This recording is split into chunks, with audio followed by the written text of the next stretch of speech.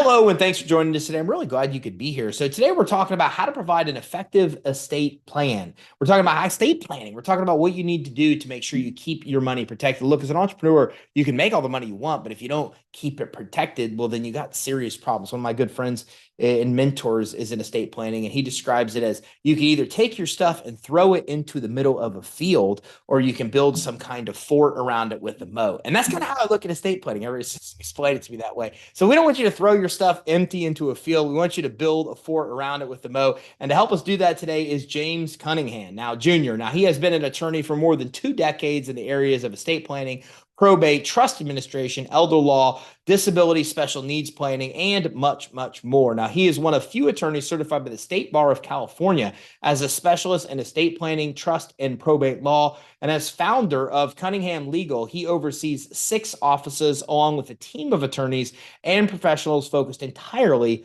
on estate issues. Now, James is a California native and devoted husband and the father of 3 children as well. James, thanks for joining us today. Hey, thanks for having me, Ty. I appreciate you coming in. So listen, I've learned a lot about estate planning the hard way, as so many others do, right? And I don't want our listeners and viewers to be able to deal that same fate. So give us an idea of what estate planning really entails.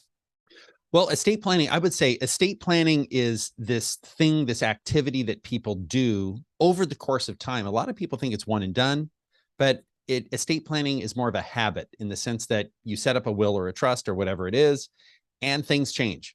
I just went to a wedding in Texas last weekend, and that marriage changes the estate plan of the parents, right? Because now their daughter's been married, and that brings on a whole other host of estate planning issues. The same with death, disability, all these sort of big life events. And really, the most important questions in life are not what and how, but who. Who you marry, who you are in a business partnership with. The who is really important, and estate planning is a lot of who questions. Who is going to make financial decisions for you when you can't make them for yourself? If you get hit by the ice cream truck and don't die and can't sign checks and do stuff for yourself, somebody will have that authority. Now you have the power to appoint who that person will be. It's like your analogy of just throwing stuff in the middle of a field, or you can build something meaningful. You can choose who that person would be. Too many people don't. And it's really not that involved, quite frankly.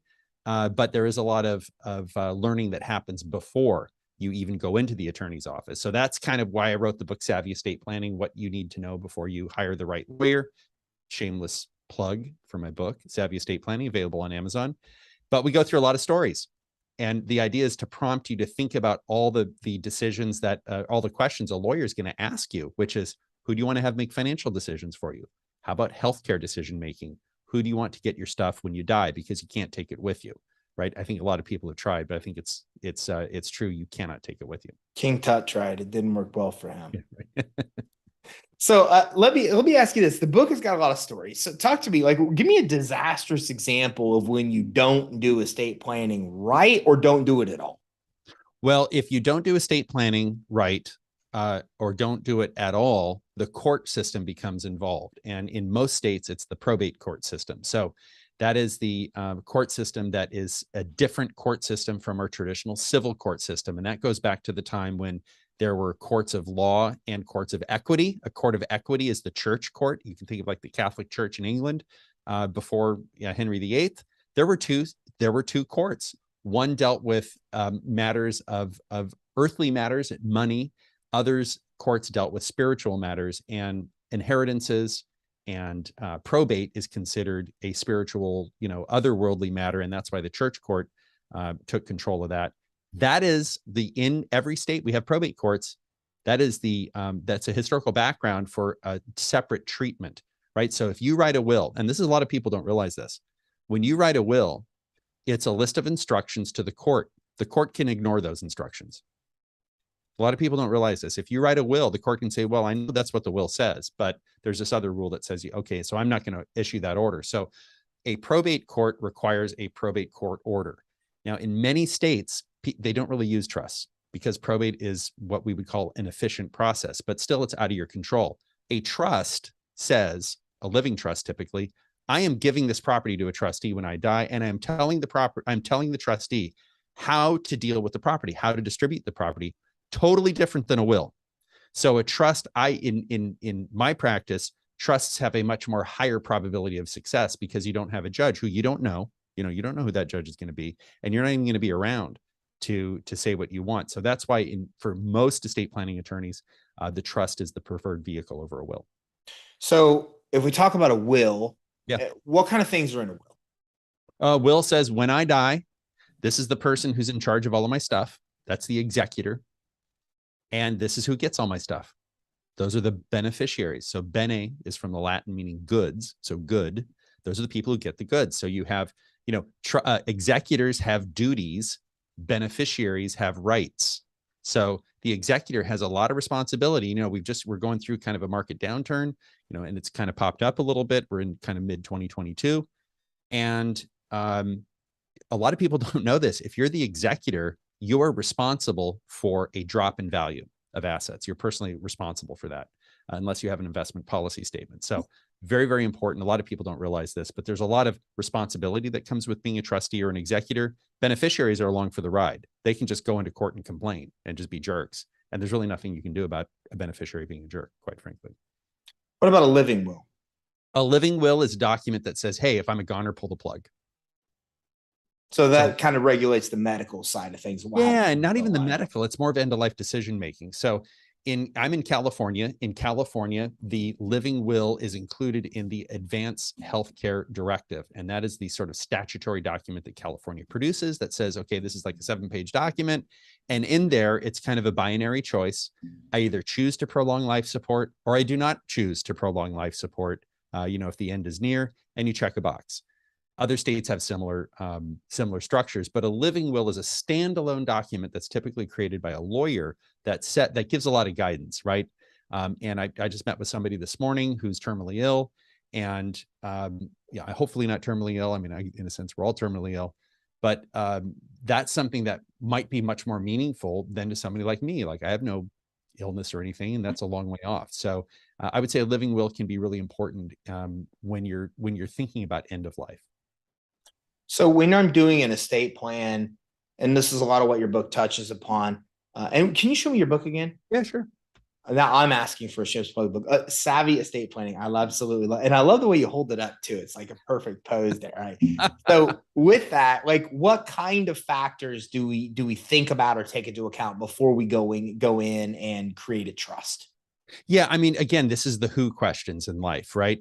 Who is going to be the guardian of your children? That's a really, really interesting question. And I think probably the most complex who question. Because if you say, I name my brother and his wife, Hal and Wanda, I name them as guardians of my children. What if Wanda's dead when that time comes? A court may look at that and say, Hal and Wanda were appointed. How do I know as a judge that Jim didn't want Hal and Wanda? And if Wanda's dead, maybe Jim didn't want Hal on his own because, he's a bachelor. He's out doing whatever.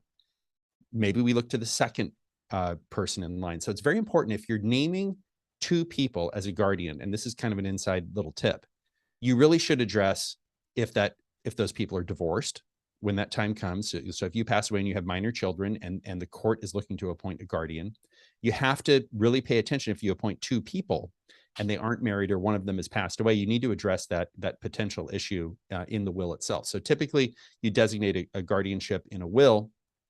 And then the other really big question is who's in charge of the money, right? That's the trustee or the executor. Who's going to be looking after this money after you pass away? And then if you think about it, when you pass away, you have bills, you got accounts, there's a lot of stuff to do. And I think many people kind of think that these living trusts do all this on their own. It doesn't happen. There's a human being behind there who's making everything happen. And then we also talk about how to inherit. And I will say that I've been practicing over 25 years, and people are a lot wealthier than they were 25 years ago. And I know you're in a financial services or financial industry as well, Ty. And I would say there's a lot more money in the economy than there was 25. I mean, geez, in the last 2 years, right? Since COVID, a lot more money just crammed into the economy. A lot of people are very, very wealthy. And what I'm finding is, it used to be people would inherit $100,000. Now they're inheriting $1 million or 10 million, and they're inheriting when they're retired. So people are living longer.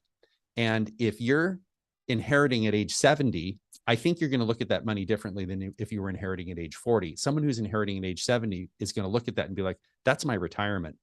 If you have a retirement, you want to protect it. We are in a very creditor-friendly state in California, and estate planning is a great opportunity.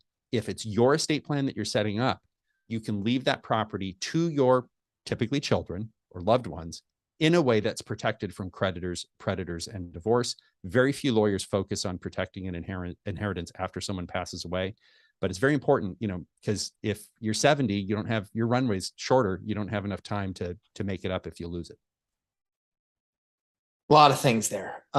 First of all, why does the government want to take all of our money when we die? It seems like so many of these low laws that I'm seeing, and maybe it's just my perception, but it seems like so many of the things that I'm seeing that affect your industry, like they feel like they're almost entitled to take everything that we have when we die versus it go to our family. Is that a misconception, or like what's happening? No, it's 100% right. So it's stated right in the Internal Revenue Code at the very beginning of the estate tax section. The purpose of this tax is to redistribute wealth. That's it. So they want to take all the money we've worked for instead of handing it down to our heirs, our family, and they just want to distribute it everywhere. Well, not all of it, just 40% of it. That's not all of it. Yeah, that's it was 77%. What's working better than that's great, man. What happens? You talked about updating it, and there's several things I want to touch upon about what you just said. How often should you update a trust? You gave the example of like two people, one passes away. Like, how often should you be looking at a trust once you create it to actually have it updated? Yeah, great question. I think if there are two factors at play here. One is just sort of this very high level, how often should a person review their estate plan? Then you also have to look at the person. So people who are older should have their estate plan looked at more frequently. But we generally say you do your estate plan, you review your estate plan on the 5s and the 0s, which is, you turn 60, you're starting to think about retirement. You're starting to think about, when and whether I should take Social Security. At 65, you're looking at Medicare. At 70, you're looking at minimum distributions from retirement accounts. At 75, if you're married, one spouse may not be as healthy as the others. And by the time you're in your 80s, most people do need to rely on their children typically to help them out, because you do have sort of this decline that's associated with age. But I would say every 3 to 5 years, and if there's a birth, death, divorce, marriage, you need to have your estate plan looked at when that happens. One thing people don't realize, the fact of marriage changes an estate plan. I'm in a community property state. Ty, you're in a community property state. If you have an estate plan that you've set up before marriage and then you get married, if you don't update that estate plan, your spouse is a statutory heir, meaning that spouse can get property. Now, you may want to leave assets to that spouse. You may not want to leave assets to that spouse, but if you have an estate plan and you do get married, you absolutely have to have that estate plan updated.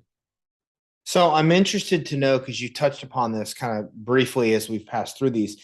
What about divorce for me or my kids? How does that affect the estate, right? Like if I get divorced, does that affect the estate? But then let's say I'm leaving the money to my son and he marries cuckoo, crazy girl, right? And then she wants to take all the money that I left for him. What kind of things should we keep in mind? Because those are things that I think people don't think about that are seem to be really valid risks. Yeah, that never happens, Ty. So I'm kidding. It's a joke. It happens all the time. Here's what I've seen. So there are two phases of estate planning. One is, we call it life work and death work, right? It's rather binary. You're doing estate planning, you're setting up an estate plan. And then when people pass away, we call that death work. It's called trust administration. And the reality is, when you inherit property under law, that is not marital property. And this is the vast majority of states, probably every state except Louisiana. And if you're in Louisiana, you probably always heard, this is what the rule is, except in Louisiana. I don't know anything about Louisiana law. But I will tell you, when you inherit on a very high level, this is not marital property. It is in a community property state, it would be called separate property. However, it can quickly and easily turn into community property or turn into marital property and be subject to a 50-50 division. That's because it's kind of a one-way street. It is very easy to go from separate to marital property. It's very hard to go from marital to separate property. You need lawyers involved. You need documents. You need statutory periods. It's really hard. But if somebody says they inherit money, and let's say I put it in my own account, And then I tell my wife, well, honey, I really do treat this as ours, even though it's just still in my name. And then I pay some bills with that money, some community bills. I may have transmuted, and that's a magic word, transmuted that property to community property, and it's subject to a 50-50 division at divorce. What most lawyers, most savvy lawyers, right? Savvy estate planning, most savvy lawyers will discuss with their client, whether the client does it or not, it just depends. Discuss with the client, hey, when your kids inherit this property, the spouse of your kid may be waiting for you to die to get that money so that they can get their half and leave. Okay. I mean, in the most sort of worst situation. But there is a mechanism where you can leave that inheritance in a trust. And that trust, we call that an inheritance protection trust. That's what I call it in the book. That is not a legal term. If you're a lawyer listening to this, you'd be like, I never heard of an inheritance protection trust. But it is a trust designed to protect an inheritance from creditors, predators, and most importantly, in my view, divorce.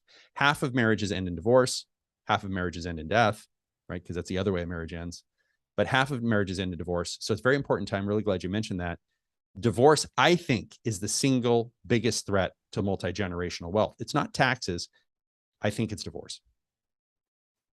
Very rightfully so. And it's interesting is like in my parents' generation, where a lot of people stayed together. That's a concern too. Like the last conversation I had with this with my parents, like we're meeting with a smart guy like you from Indiana. It's not as smart as what you are.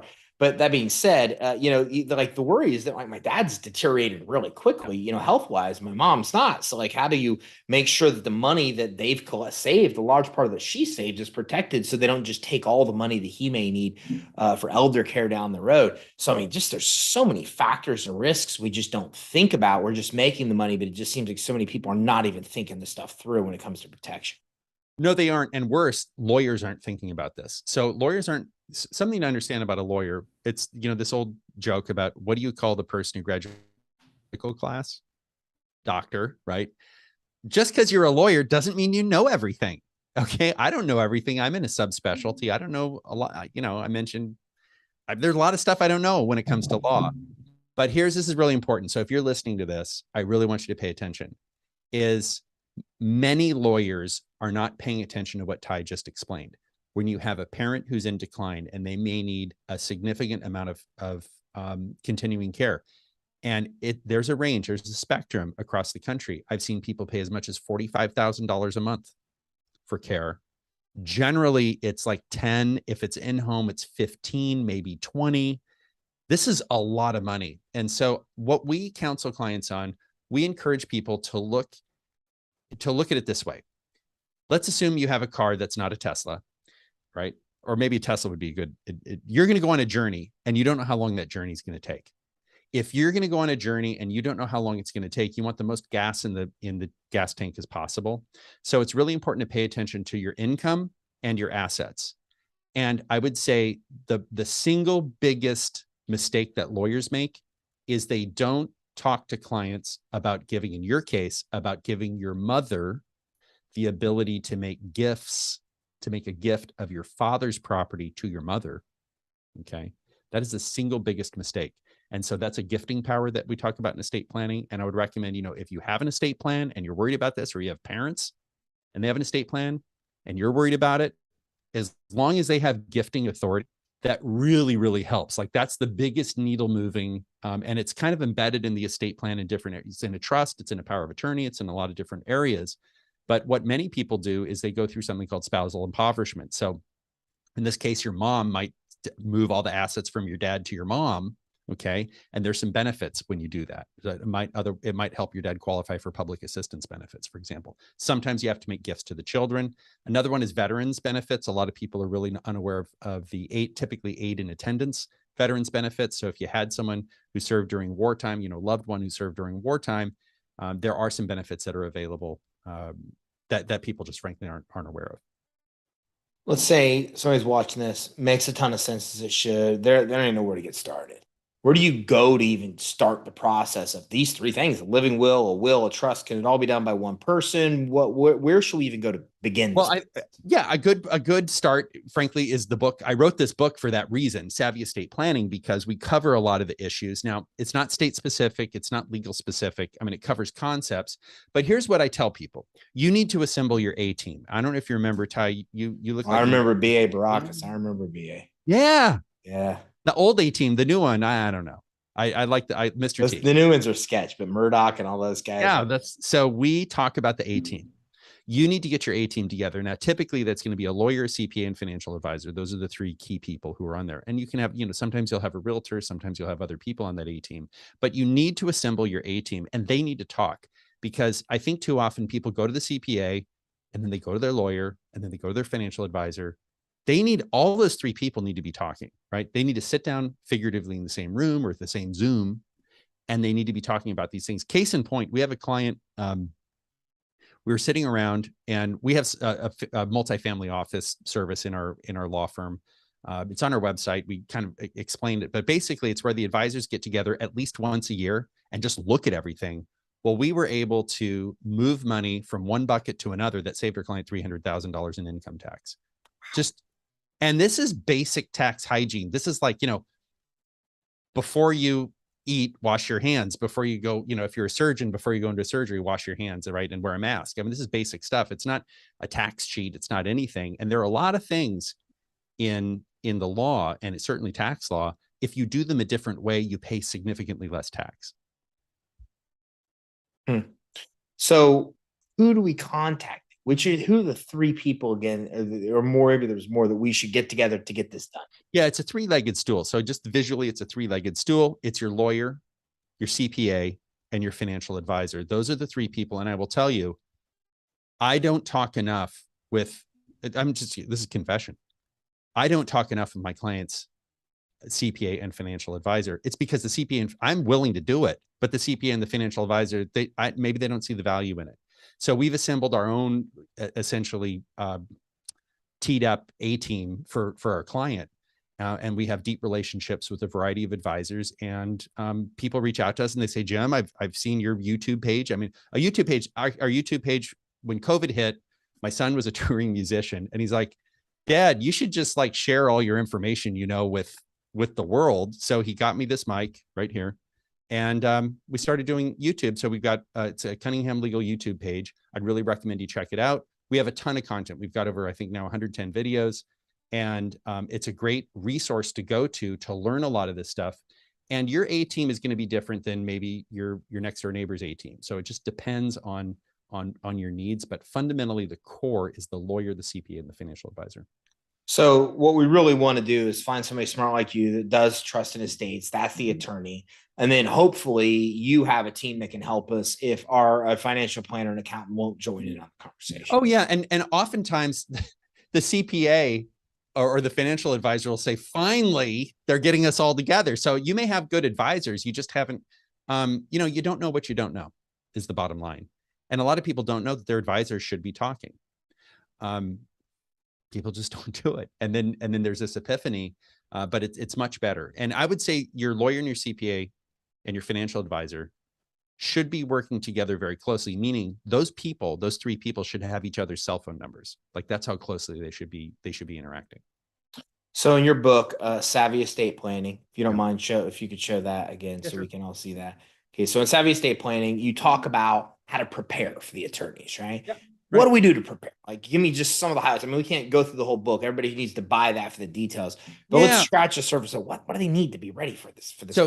So what's going to happen is your lawyer's going to ask you, because lawyers are taught to ask questions. The lawyer's going to ask you a long list of questions. You'll be like, I never thought of that. I never thought of that. I never thought of that. And this is costing me money, and I'm really stressed out. And it's dealing with death. It's really stressful. So here's what you need to do before you come in. You need to gather your information. Your family information, your asset information. Estate planning is highly specific on the type of assets you have and values and title and all this other stuff. So the lawyer, it's like going, getting a blood test before you go see your internal medicine doctor, right? They'll say, hey, go out and get this blood test and come back and see me. They need data. I need the same kind of data. So we have an 8-page estate planning questionnaire that we have clients complete before they come in. And if you don't have that, then you fill out like the first 2 pages and give me your balance sheet if you track that stuff. We need the financial data. You also need to be prepared to answer questions. Who's going to take care of you if you get sick? What's their person's name? What's their address? What's their phone number? Because those people might need to be contacted. Who's going to handle your finances? Who's going to handle your finances when you've become incapacitated, which means you can't do for yourself, others have to do for you, but you're not dead. And then who's going to handle your finances after you pass away? Sometimes it's two different people, okay, for a variety of reasons. And then the next one is, who do you want to leave everything to? Are you worried about protecting the inheritance that you're going to leave someone from creditors, predators, and divorce? And then we get into the nature of the assets. So in our world, there are qualified assets and non-qualified assets, right? So there's retirement accounts; those are treated separately. There's typically a big income tax liability associated. You know, if you die with a $10 million IRA, your kids are going to have to pay taxes on that 10 million. So the sad thing is they have to pay 40% tax on the 10 million, and they got to pay another, in California, 53% income tax. It's 93%. It's crazy. Yeah.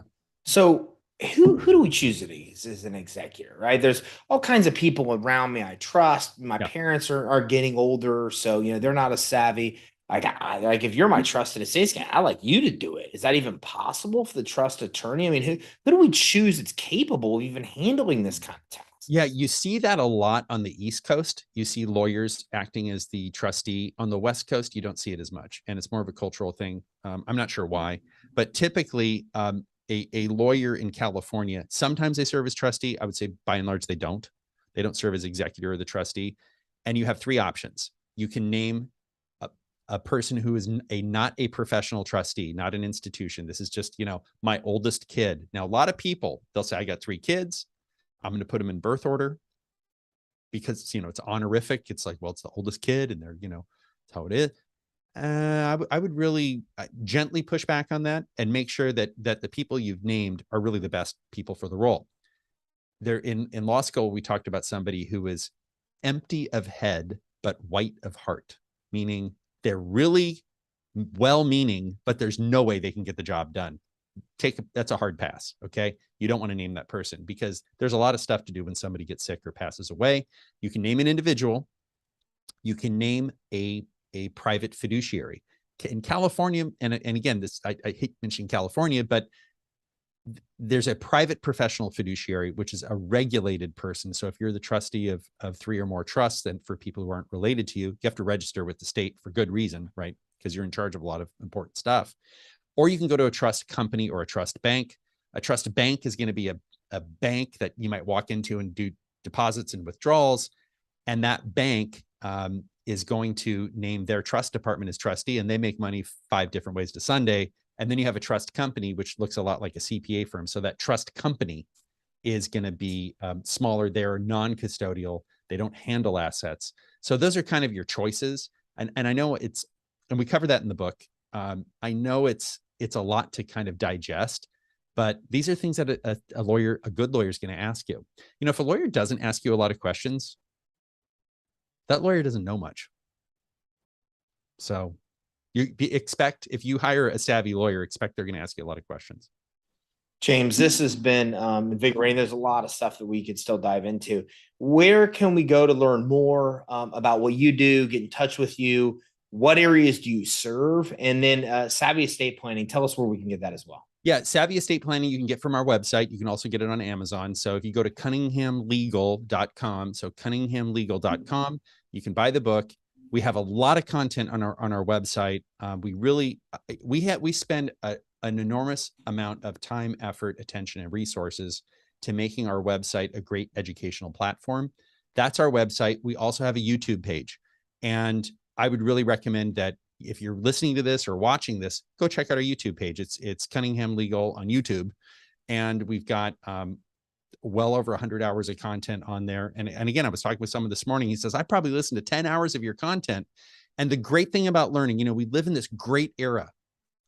If you don't know how to do something, just go to YouTube and you can figure out how to do it. This is fantastic. I mean, when we were kids, we'd have to go to the library and wait 2 weeks for the book to get sent to us, right?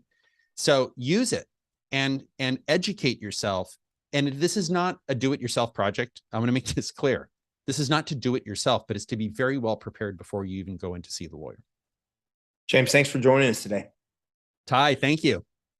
So listen, if you're watching and listening to this, I can't tell you how important this is. I mean, if you just think about it, think about something bad happens to you that's unexpected. And then at that point, there's no protection for your kids. There's no protection for your family. Or, I mean, worst case, people that, get your money that you don't even want to have your money, and it doesn't go to the people that you love, care for, and cherish the most.